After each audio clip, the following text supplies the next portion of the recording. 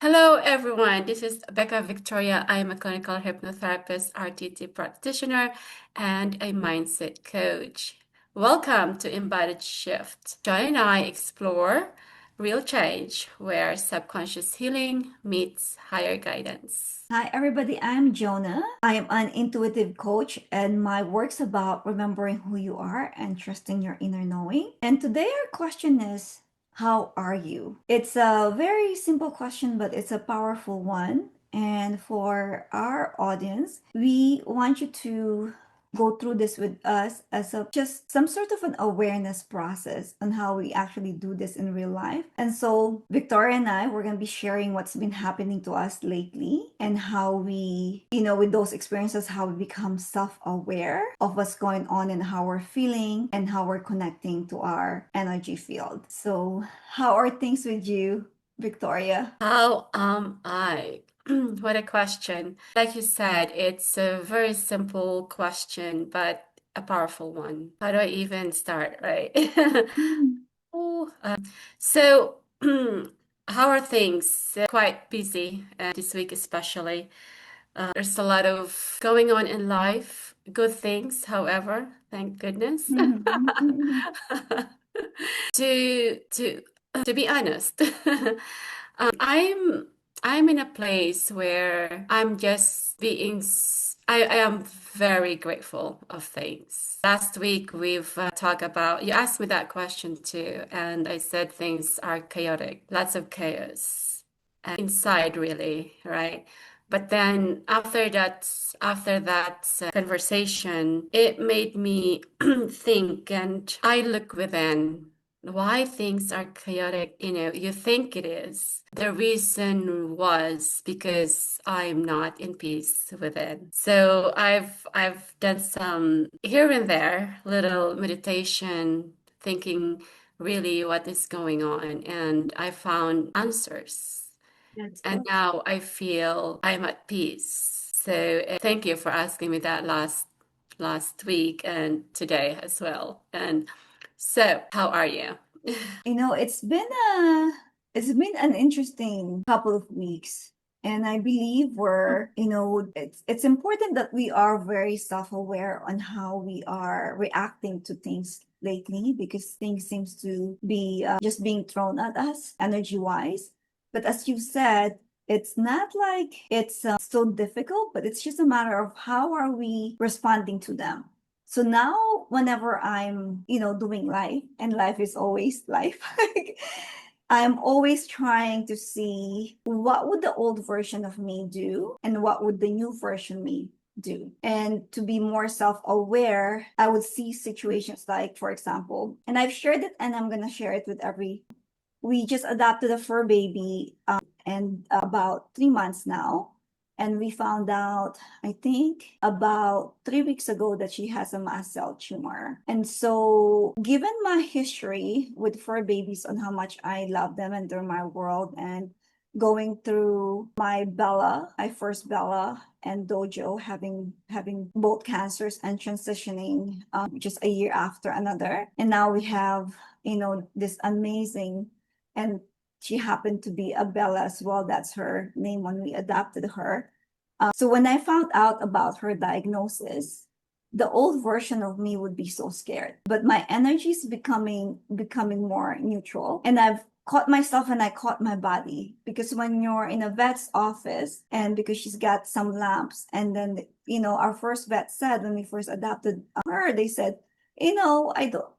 we don't think it's anything serious. We should just leave it alone. And then this new vet that we're going to, they said, let's just check and see. And so when you're faced with something like that, it's either you would say the old version of me would like, here we go again, because it's not easy to see a loved one and go through all that phase of the vets and meds and everything else. But I've really changed because I wasn't in fear, because now I understand what life is about, and I have previous experiences of that. And we were there actually for her eyes because she had an eye appointment. And so that's how we found out, because we got her tested too. And then the next week, we had to go to a specialist because we were told that let's not do the surgery for the mast cell right now, because it's important for her eyes to heal, which I appreciated so much from our vet. And so we went to a specialist because she said something in that appointment where, she needs to see a specialist because we don't know why it's not healing too quickly. And again, there's a suspect of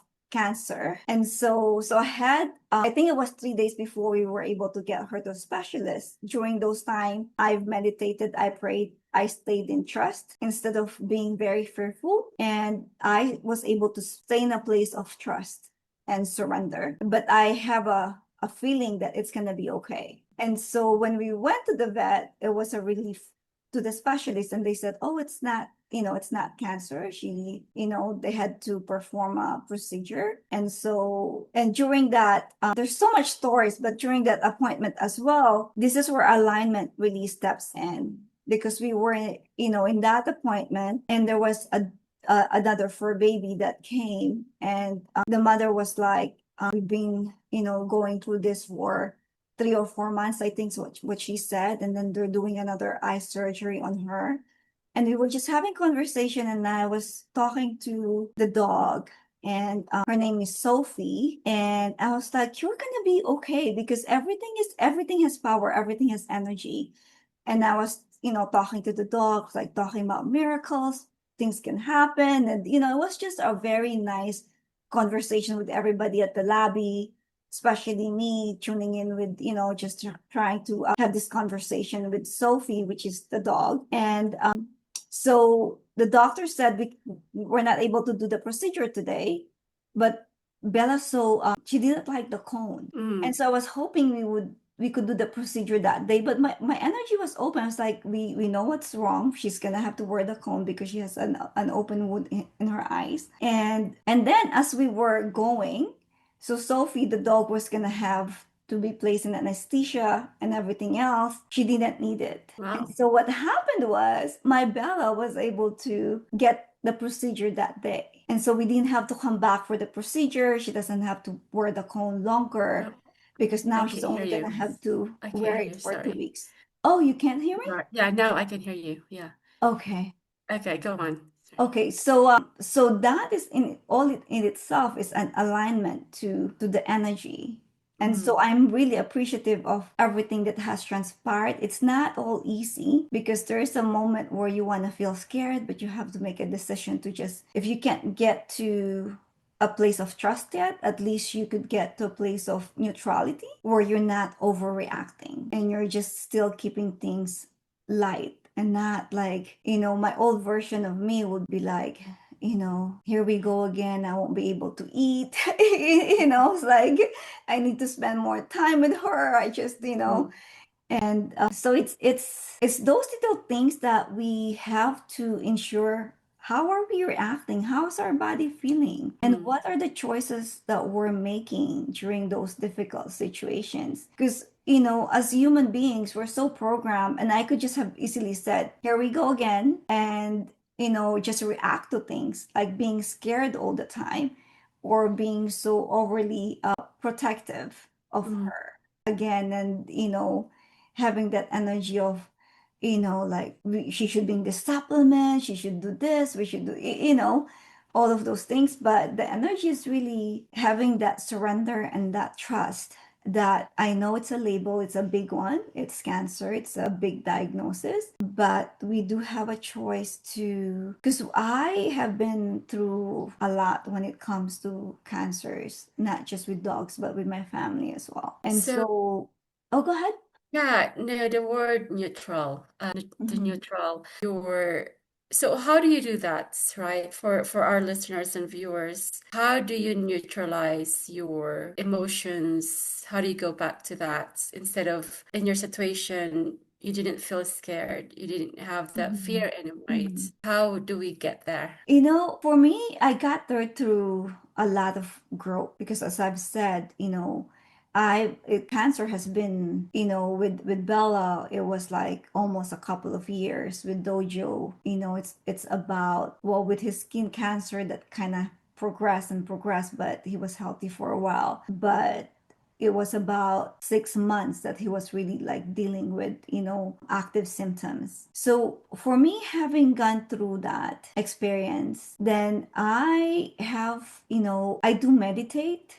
I do ground myself, and I'm conscious enough to know if something is off. I'm conscious enough in my body, I'm conscious enough in my thoughts, because I know if something's bothering me, then I can't stay focused, I can't perform, I'm not being productive. So the way that I stay neutral is, of course, it's an active practice of my meditations daily. It's an active practice of being aware to how my body's feeling. It's an active practice of making things to clear my energy through meditation, through grounding, through just playing and loving. And when I want to stay neutral is to listen to something just like, something that wouldn't, just like music that doesn't make me feel, maybe just an instrumental music, like a balancing music. Nothing that would trigger, not the sad songs, not the songs that would kind of make me feel something different. Because when you're in a frequency, if you're not ready to feel happy, you want to stay neutral, because you're gonna get more frustrated if you want to just be from, being so scared, and you're like, no, I know this, right? And you force yourself, but you're acknowledge that you're human, and so do something in the middle ground, just as easy as walking or going for a workout, and not like really thinking about the conversations that I'm having with the vet over and over. And that's how I know I'm staying neutral, because I haven't stepped away from the things that are productive for me. So if we put that in a day-to-day life, right?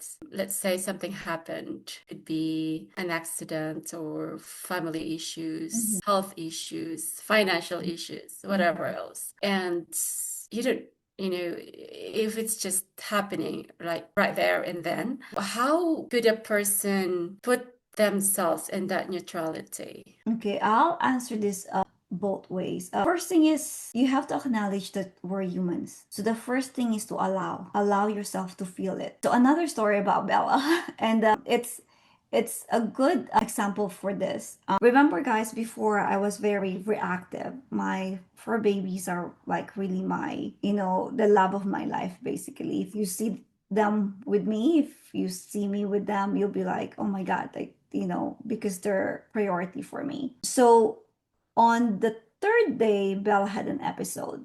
She was feeling really good. And then for whatever reason, now I understand that she had an anxiety attack, and I've never seen it in dogs. So we gave her pain pill, her gabapentin.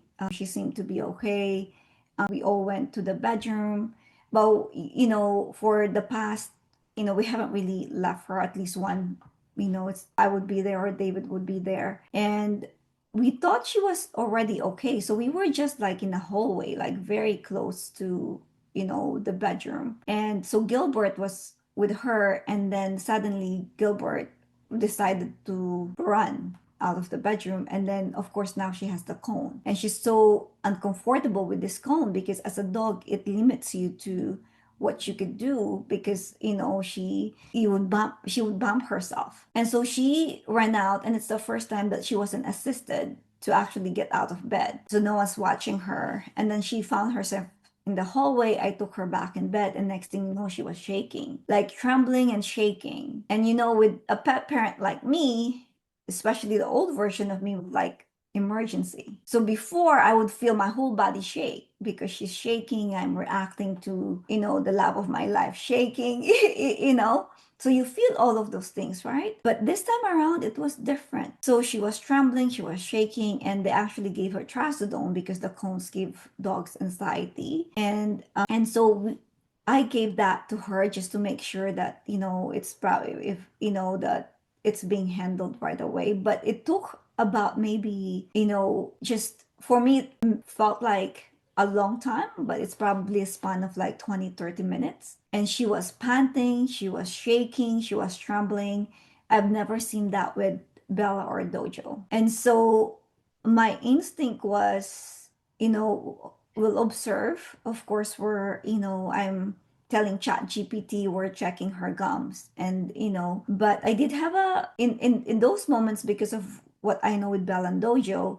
And so we have healing music. I was, doing some healing with her, and I was able to actually tune in because my energy was present. I'm ready for an emergency.